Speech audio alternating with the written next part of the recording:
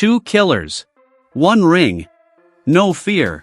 Terence Crawford vs. Jaron Ennis, the fight the world's been begging for. This isn't boxing, this is war. Now you got Boots Ennis in your weight class. Definitely. What do you think about him? Oh, he's very, very talented. He's unproven, but he's very talented. Yeah. The eye test tells it all. You know, he's got the it, but we haven't seen him against any elite fighter. We've never seen him tested, so until then, we just gonna keep saying, oh, Boots, Boots, Boots, until he meet that fighter that's gonna test him. Is that a fight that you would be interested in? Nah, it just don't make sense right now in my career. Like I said, especially money-wise, don't nobody really know Boots, but right. I'm looking for a bigger and better challenge. Boxing fans are louder than ever, demanding a fight between Jaron Ennis and Terence Crawford.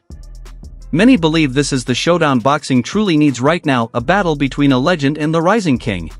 Lose or draw, he's the ticket. I'll fight Terence Crawford. Come on, man. Boots had a chance to fight me.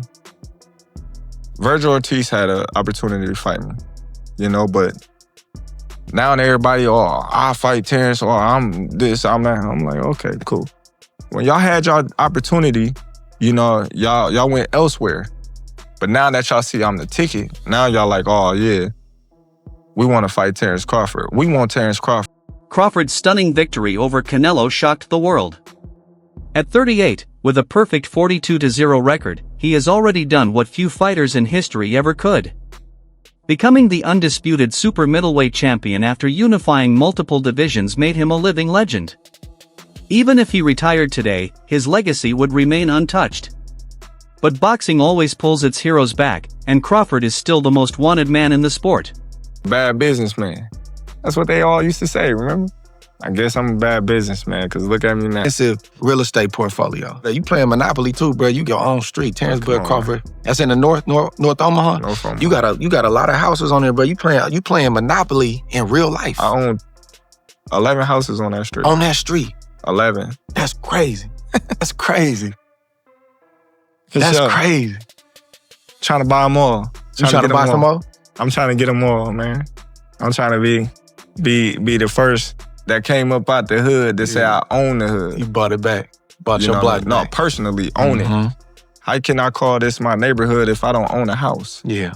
I was blessed a long time ago to invest my money the right way and, put it in the right, portfolios and, 401k, this is everything, trust funds, all that stuff. I can just say I'm blessed. Man, you breaking generational curses. For sure. It's powerful. The thing is, and in the words of all the PBC followers and fans, I'm a bad businessman. That's what they all used to say, remember? I should have just took the 70-30. I should have just took what Spence got me. I guess I'm a bad businessman, because look at me now. On the other hand, Jaron Boots Ennis is a 34-0 knockout machine, now stepping up to 154 pounds. After ruling the welterweight division, he left his belts to chase new glory at super welterweight. His debut at the new weight is set against Asama Lima on October 11th, a WBA eliminator that could earn him a world title shot against Abbas Peru. At just 28, Ennis is hungry, dangerous, and seen as the man ready to take Crawford's throne. I think he's a complete fighter, one of the best. Certainly one of the best fighters I've been in the gym with, and been in the gym with a lot of good fighters over the last 10-15 years. He's right up there. The aggressiveness, the defense, the skills, the speed, he's the full package. Promoter Eddie Hearn is one of the strongest voices pushing for this fight. He calls it the best matchup possible in American boxing, a true clash between generations. The wise veteran versus the young lion. But even he knows it's complicated. Crawford is at the top of the sport and won't take high-risk fights unless the payday matches the danger. And Ennis is no easy opponent. Terence Crawford against Jaron Ennis, for me, is the best fight in American boxing. But it needs to be a payday for Crawford that would get him interested, because Crawford knows how good Boots is. And I'm not saying that Crawford thinks he's going to lose to Boots, but he knows that is a real fight. But for me, Boots is the new Crawford. We've just got to go out and get the fights to show how great. Crawford has said he's not very interested in going back down to junior middleweight, which makes a fight with Ennis harder to arrange. If it ever happens, it might be at a catchweight or near middleweight. That's why Crawford's name keeps getting linked to several other big names across different weight classes. Would you consider going back down to 154 and face Jaron Ennis, the guy who prepared Canelo Alvarez for this fight? Nope. I ain't going down 154. Interestingly, Ennis's father, Derek Bozy Ennis, sees things differently. He thinks Crawford should retire while on top. In his view, Crawford has done it all, conquered divisions, earned millions, and proved himself among the all-time greats. Derek even puts Crawford's name beside legends like Floyd Mayweather and Sugar Ray Leonard, saying he deserves to leave the sport with his legacy untouched. What's left? With Terence? Yeah. If I was Terence, I would retire. That's what I would do. He did everything, man. He done everything, man. You know what I mean? He don't got any titles, he don't want. Oh, let's go. You know what I mean? I think I'll go off in the sunset, man. You know what I mean? You don't need no more money. You know what I mean? Retire undefeated Andre Ward, Floyd Mayweather. There you go. Retired undefeated. Don't worry about nobody else. You know what I mean? He did what he's supposed to do. He finally made the money that he's supposed to make. He's one of the greatest there. You know what I mean? People can talk about him all they want. You know what I mean? And when he fought, what's that war? The last fight. They thought he was going to Madrimov. He told me he lost. No, he didn't lose. He won. I feel like he beat Madrimov decisively. I don't know what people were talking about. Good little fight. You know what I mean? The boy's awful. You know what I mean? Yeah. Sometimes it's difficult. You have fighting. They make you look a little, you know what I mean, off a little bit, but he still won. Is that why you can't measure one fight to the next? Yeah. Because everybody's like, oh, well, look how he looked against Madrimov. But you can't. Canelo's gonna beat him. You can't measure all of that, man. Styles make fights. You know what I mean? All depends on what style you have. You know what I mean? And he did what he's supposed to do. You know what I mean? I think he's one of the greatest, man. That victory, did that put him up there with the Floyds, the Ray Put him Leonard? right there with him. Still, the rumors about Crawford's future won't stop. Promoter Turki El Sheikh recently teased that a major announcement about Crawford is coming soon. That one comment set the internet on fire. Could it be a Canelo rematch? A move to middleweight? Or one last massive fight to close his career on a high? This is the gloves of the champ. He gave it to me, and this is important gift from him. It's mean a lot. We do it. I like the logo. Yeah. Very, very beautiful logo. The champ the champ has a lot of surprise for his city and for the future. He want to rest now for 1 or 2 months. Then we will tell you the surprise. For sure. Thank you. A second fight with Canelo has been mentioned, but it doesn't seem likely. Crawford clearly dominated the first one, and Canelo would enter a rematch as the underdog. While it would make headlines and huge money, it might lack excitement. Moving to middleweight could make more sense.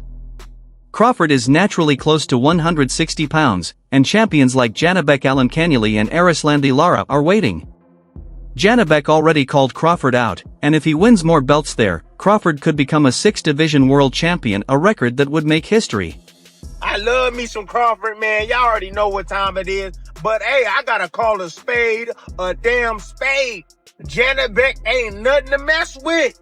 He cold. Yeah, Southpaw, you don't know much about him. That's fine. You ain't gotta know much about him. But I'm here to tell you. Speed, power, size, IQ, defense, offense. Dude is cold, man. Footwork, angles, shoot, power in both hands. He a killer. That's what he is. He a damn killer, man, you know? So, I mean, look, if Crawford can go down and face that dude, bro, man, whoo, Crawford's legacy. Now, it might not be no marquee name and a name that the whole world will know, but everybody will be tuning in just to see Terence Crawford's greatness because he's a mega star now. He's the star now, right? Of course, Ennis remains a top option, especially if he wins a title at 154. Crawford once held the WBA belt in that same division, and a unification bout between them could be marketed as a clash of generations. Timing might be tricky, but big fights often come together when belts and momentum line up. Another exciting name is David Benavidez, who's now at light heavyweight. Even though he said he doesn't plan to return to 168, a fight with Crawford could be too massive to resist. If you were at 168, when we think about anybody at 168 outside of Canelo, the first name that comes to anybody's mind is David Benavidez. What about the potential for a fight like that? No, like I said, man, that's a big dude. You know what I mean? He ain't even at 168. You know, when you look. Right, not now. He's at 175, yeah. He probably can't even make 168 no more. But when you look at these fights, you know, especially coming up, you gotta be realistic. You gotta, you know, say, all right, you know, how big is this dude really is? Because David Benavidez, he can fight his, you know. But me personally, I believe in my skills and my ability that I could be in. Crawford might also chase global stardom instead of more titles. In the UK, Conor Benn's name keeps growing, especially if he beats Chris Eubank Jr. A fight between Crawford and Benn in a packed Wembley or Tottenham Stadium would be huge even without belts. With Crawford's current popularity after the Canelo win, that fight could sell out instantly. So, pulling out.